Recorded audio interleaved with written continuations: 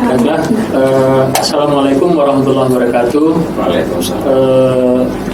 Kita ketemu kembali dalam channel saya, Taufikur Rahman Abdullah, yang umumnya banyak wawancara dengan beberapa tokoh, baik nasional serta tokoh-tokoh di perguruan tinggi. Kali ini saya akan mewawancara Profesor Dr. Haji Abdullah Jamil, Master of Science. Beliau adalah dosen hari ini dan guru besar pertama alumni dari Fakultas Dakwah.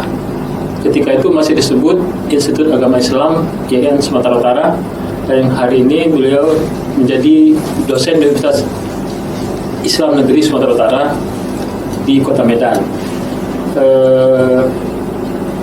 Jabatan beliau sangat banyak sebelum saat ini, diantaranya dosen, kemudian dekan di Fakultas Dakwah, serta berbagai kegiatan lainnya, baik di organisasi, baik HMI, serta organisasi-organisasi yang lainnya. Baiklah, Assalamualaikum warahmatullahi wabarakatuh, Pak Prof. Waalaikumsalam warahmatullahi wabarakatuh. Alhamdulillah. Senang sekali dapat bertemu dengan Pak Profesor Abdullah, yang meniti karir dari pendidikan S1, S2, S3 hingga mendapat puncak tertinggi keilmuan di Fakultas Dakwah IAIN Sumatera Utara. Bagaimana Prof, keadaan Profesor Abdullah ketika menjadi profesor di Fakultas Dakwah di Sumatera Utara, UIN Sumatera Utara? Baik, saya manggil Pak Taufik ya. Baik Pak Taufik, sahabat FDK TV yang berbahagia. Pertama tentunya saya termasuk as-sabiqul al-awwalun ya, bersama Pak Taufik. Dulu kita sama-sama mahasiswa di Fakultas Dakwah, letting tahun 1983. Di 83, sekarang 2023, sudah 40 tahun. 40 tahun ya. 40 tahun sudah. Alhamdulillah sekarang bisa bertemu kembali. Tentunya bisa menjadi profesor ini kan karena berkarir di perguruan tinggi ya, sebagai dosen, dan untuk menjadi guru besar atau profesor memang persyaratannya adalah harus S3. Selesai dari Fakultas Dakwah tahun 1987 sebagai wisudawan atau sidang pertama dengan Pak Dr. Asrin Nasution, Kepala Dinas Pendidikan Provinsi Sumatera Utara. Kamilah sebagai sidang yang pertama ya, di tahun 1987 gitu. Kemudian kan tentunya melanjutkan S2 di USU, kemudian melanjutkan S3 di University Science Malaysia, Fakulti Humanities. Mereka itu dakwah di humanities, kemanusiaan, pada konsentrasi dakwah. Itu selesai tahun 2011 ya, 2011. Kemudian dipercayakan pada waktu tahun yang sama itu menjadi dekan di Fakultas Dakwah 2011. Alhamdulillah 2014, tadi pertanyaannya bagaimana perasaan menjadi guru besar. Di 2014 masih menjabat sebagai dekan. Alhamdulillah diangkat sebagai guru besar di Fakultas Dakwah. Tentunya ini ya dari sisi jenjang akademis, guru besar adalah jenjang yang tertinggi. tentunya suatu kebahagiaanlah bagi pribadi, keluarga, tentunya bagi Fakultas Dakwah sendiri sebagai alumni yang pertama sebagai guru besar. Karena guru besar ini juga memberikan pengaruh sampai kepada akreditasi program studi itu sendiri. Saya sering mengatakan bahwa sesungguhnya guru besar satu sisi memang ya satu kebahagiaan, tapi tanggung jawab akademi, tanggung jawab sosialnya ini adalah berat. Tapi itulah konsekuensi sebagai guru besar, ya, sehingga ada skala-skala prioritas dalam kehidupan ini yang harus kita dahulukan berkaitan dengan tugas sebagai guru besar. Misalnya per 3 tahun wajib ada 1 buku per 3 tahun. Buku karya ilmiah per 3 tahun itu 1 buku. Kemudian harus menulis di jurnal berreputasi tingkat internasional. Seperti apa misalnya jurnal berreputasi itu jurnal apa? Iya, yang berreputasi pada peringkat nasional, internasional, kemudian juga pada tingkat nasional ya minimal kita harus di Sinta 2 menulis ya. Berbagai penelitian ini menjadi kegiatan rutinitas keseharian yang harus dijalani oleh seorang guru besar. Jadi Pak Taufik memang satu sisi ya sebuah pencapaian dalam dunia akademik, tapi di sisi lain ada tuntutan. Ya, bahkan saya sering katakan guru besar itu apa yang besar? Kalau gaji menurut saya dibandingkan dengan negara tetangga ya jauh kita di Indonesia ini ya kan. Lebih besar gaji di DPR begitu ya. Jadi kalau ingin besar gaji ya jadi DPR saja kan begitu ya. Tapi karena kita memang bergerak di bidang akademis, tentunya bukan gaji yang melihat besar, tapi adalah besar tanggung jawab keilmuan. Saya sering katakan apanya yang besar adalah besar tanggung jawab keilmuan sebagai seorang guru besar, baik dalam rangka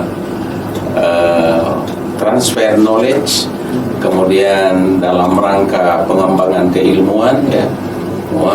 Terutama kita ingin para mahasiswa kita ini adalah tidak hanya sekedar menjadi sarjana, tapi kita inginkan mereka ini orang-orang yang bisa berinovasi. Problem kita hari ini kan kemampuan berinovasi di tengah-tengah masyarakat, sehingga link and match ya, antara kampus dengan dunia ya, dunia nyata dengan kehidupan masyarakat. Ini problem. Jadi dosen itu bukan menara gading, bukan kamus ya, tapi kita harapkan adalah kemampuan untuk transfer knowledge yang kontekstual, yang bisa menjadi motivasi di kalangan sarjana, mahasiswa, bahkan masyarakat. Kembali ke tentang proses guru besar ini ya. Apakah dia seperti semacam melalui pendidikan seperti ketika memperoleh D3 doktor, program dokter kan harus pendidikan. Apakah dengan profesor itu melalui pendidikan juga, apa cukup dengan karya-karya ilmiah saja tanpa harus melalui jenjang pendidikan? Iya, syarat guru besar adalah pertama S3 ya. Syarat guru besar ya. Kemudian memenuhi angka kredit ya. Angka kredit kalau untuk guru besar itu 850. Jadi kumpulan di situ adalah kumpulan pendidikan pengajaran ya, termasuk membimbing, menguji para doktor. Kemudian yang kedua adalah tentunya pada bidang karya ilmiah. Karya ilmiah ya, buku, jurnal, berbagai kegiatan ilmiah lainnya. Kemudian selanjutnya pengabdian masyarakat, dan kegiatan penunjang, ya, termasuk keaktifan kita di berbagai organisasi, termasuk organisasi profesi, ya, yang berkaitan dengan dosen. Jadi pendidikan adalah pendidikan S3 syarat untuk pengusulan guru besar. Kemudian minimal dia 3 tahun setelah selesai S3 baru boleh mengusulkan guru besar. Saya selesai S3 kan di 2011. Makanya guru besar saya itu 2014, 3 tahun dulu. Padahal saya sudah golongan 4C itu. Cukup lama, tapi harus selesai S3 dulu, baru 3 tahun kemudian baru boleh mengusul guru besar. Jadi 2011 selesai strata 3, 2014 pengangkatan guru besar dengan syarat-syarat tadi. Ya, masa saya menjadi guru besar relatif lebih lama karena di 2 kementerian. Nah, kalau sekarang menjadi guru besar diusulkan ke Kementerian Agama. Nah, tapi kalau masa saya dulu itu diusulkan ke Kementerian Agama, dari Kementerian Agama kemudian ke Kementerian Pendidikan dan Kebudayaan. Maka guru besar saya ditandangani oleh Menteri Pendidikan dan Kebudayaan waktu itu Pak Nasir, saya menterinya. Nah, jadi dia seperti itu. Jadi pendidikan hanya syarat, termasuk syarat yang lain. Dengan menjadi guru besar, apa kira-kira target ilmiah daripada pribadi atau secara organisasi, secara keilmuan dari profesor? Tentunya yang pertama, saya menulis satu buku di tahun 2020 kemarin berjudul Strategi Sukses di Perguruan Tinggi. Strategi sukses di perguruan tinggi bagi dosen dan mahasiswa. Jadi ukuran keberhasilan kalau dia seorang mahasiswa adalah yang pertama indeks prestasi. Kenapa? Karena indeks prestasi ini menjadi persyaratan untuk dia masuk di dunia kerja tertentu. Dipersyaratkan selalu. Nah, jadi kalau mengukur keberhasilan seorang mahasiswa, yang pertama lihat pada indeks prestasi tertentu. Misalnya untuk diterima di S2 berapa standar indeks prestasinya. Jadi dia disebut berhasil kalau IP-nya itu bisa masuk ke S2. Demikian juga dari S2 bisa masuk ke S3, itu ukuran keberhasilan. Selain itu tentunya saya melihat kalau untuk bagi mahasiswa ukuran keberhasilannya ya keaktifan dia berorganisasi. Karena bagi seorang sarjana strata 1, 2, 3 tidak cukup menjadi tadi menara gading ya sebagai kamus ya menghafal, mengetahui sesuatu, tapi dia bagaimana punya skill ya, keahlian, mampu dalam berinteraksi, berkomunikasi, berperan di dunia kerja. Itu kalau mahasiswa ukuran keberhasilan. Jadi kalau untuk dosen ukuran keberhasilan sebenarnya saya menulis dalam buku tersebut itu kalau dia bisa menyelesaikan pendidikan tertinggi. Ya, sekarang kan lebih mudah, relatif mudah. Untuk pendidikan tertinggi ya strata 3. Kemudian kalau udah strata 3, keberhasilan dosen dilihat lagi adalah kalau dia bisa mencapai sebagai guru besar. Karena S3 tadi menjadi persyaratan untuk bisa diangkat jadi guru besar. Nah, jadi sayang sekali kalau sudah strata 3, udah S3 seorang dosen, dia belum bisa mencapai ke jabatan fungsional tertinggi kan guru besar. Nah, kita lihat ada asisten, ada lektor kepala, guru besar. Jadi yang tertinggi guru besar. Jadi keberhasilan itu bagi seorang dosen ya harus diukur pada kemampuan memperoleh guru besar itu ya. Lalu tentunya itu kan pencapaian untuk dirinya. Tapi tadi saya sebutkan kalau untuk lembaga di mana kita mengabdi, bahwa jenjang pendidikan masuk golongan seorang dosen akan berkorelasi positif berhubungan dengan penilaian suatu prodi. Terakreditasi itu yang dilihat masuk pendidikan dosennya, kemudian jabatan fungsional dosen. Jadi seorang dosen memperoleh pendidikan tertinggi, jabatan fungsional tertinggi, selain ya untuk dirinya, menyumbangkan untuk kemajuan program studi fakultas dan universitasnya.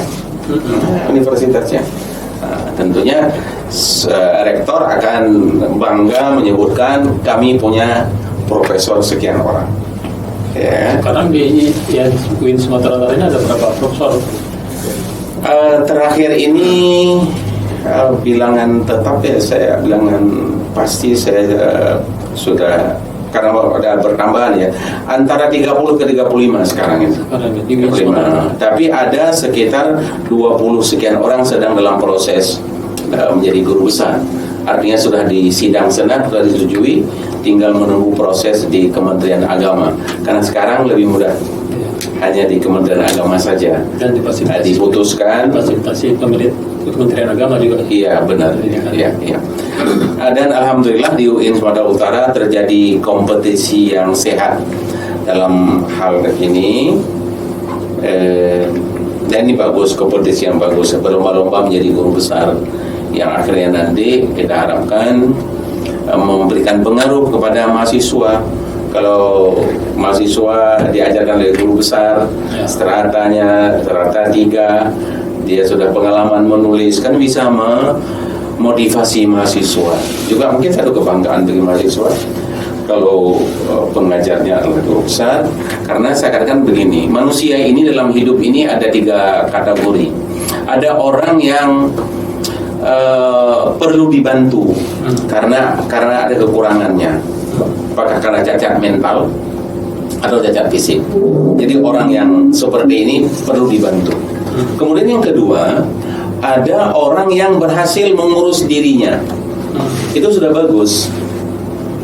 Dia tidak terikat dengan orang lain, ya. Ada yang terikat dalam arti untuk mengurus diri dia. Bahwa kita butuh orang lain itu pasti. Kita ini kan zon politik, manusia yang bermasyarakat, ya. Tapi yang terbaik adalah kelompok 3. Jadi orang yang berhasil mengurus dirinya dan dia mampu mengurus orang lain, itulah yang diserahkan, diberikan jabatan tertentu.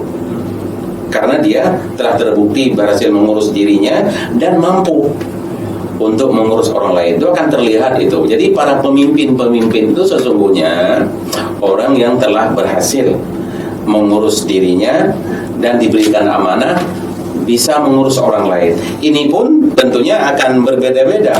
Ada orang yang bisa diberikan amanah untuk menjadi ketua program studi, nggak bisa lebih besar.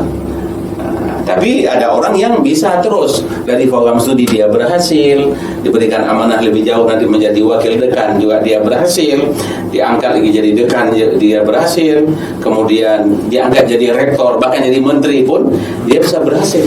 Kan ada, kita lihat dari dosen menjadi menteri, ya kan gitu ya. Jadi sama dengan ada orang yang memang layak menjadi kepala dusun. Dia mampu mengurus masyarakat, ya dusun saja. Tapi ada yang bisa mengurus desa atau kelurahan. Dan ada yang bisa mengurus kecamatan, ya, jadi camat ya. Maka ada yang lebih punya potensi lagi, bisa dia diangkat menjadi bupati, menjadi wali kota, menjadi gubernur, bahkan bisa menjadi presiden. Cuma kadang-kadang ada orang memaksa diri. Pada kemampuannya adalah pada bidang tertentu, dia ingin lebih tinggi. Dia akan gagal di tingkat tertinggi karena kemampuan itu terbatas masing-masing orang. Ini kan ada keterbatasan orang, ya kan? Dalam konteks misalnya kita sekarang ingin memilih presiden, ya boleh saja banyak orang calon presiden, kan begitu ya. Mungkin dia hanya batas gubernur, tapi ketika dia misalnya dipaksakan harus menjadi calon presiden, bisa jadi bermasalah. Saya melihat dari sisi akademis ya, bahwa ada orang yang berhasil mengurus dirinya, sukses, bisa kita berikan tugas mengurus orang lain, umat, masyarakat, tapi itu juga ada skopnya, wilayahnya, kan begitu ya. Ada orang bisa jadi pemimpin dunia kan. Kalau menurut Profesor tentang kehidupan sosial masyarakat dari sisi keilmuan sekarang bagaimana, Prof? Iya, dari sisi keilmuan masyarakat kita ini, kalau kita bicara pencerahan masyarakat, yang lebih banyak kan melalui masjid dengan kegiatan dakwah. Ini kan yang udah masuk ini dalam konteks dakwahnya ya. Jadi kalau kita ingin membangun masyarakat, sesungguhnya yang ingin kita bangun adalah cara berpikirnya, knowledge-nya, ya. Karena orang tidak akan bisa maju, tidak berubah kalau cara berpikirnya ini sempit, ya. Makanya harus dibangun adalah yang pertama wawasan berpikirnya. Jadi ilmu yang bisa mengembangkan wawasan pemikiran, sehingga dia menjadi orang yang lebih luas, tidak kaku.